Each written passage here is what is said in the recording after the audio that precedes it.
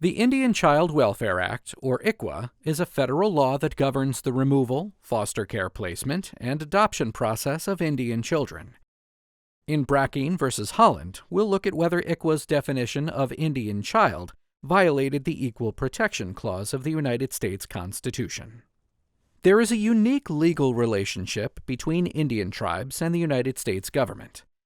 Although tribes are located within the United States, a sovereign nation, the tribes are also sovereign political entities.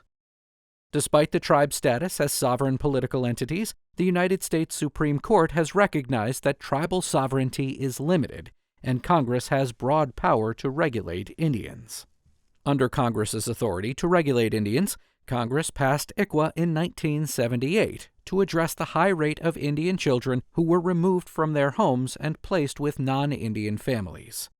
Under ICWA, an Indian child is defined as a person under 18 years old who is either a member of a tribe or who is eligible for tribal membership and the biological child of a tribe member. Congress enacted ICWA to keep Indian children in Indian families.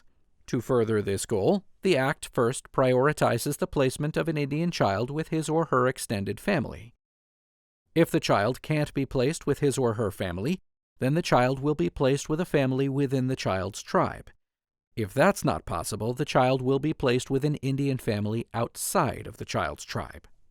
In 2017, Texas, Louisiana, and Indiana, as well as non-Indian couples who wanted to adopt or foster Indian children, including Chad and Jennifer Brackeen, sued the United States, later represented by Secretary of the Interior Debra Haaland.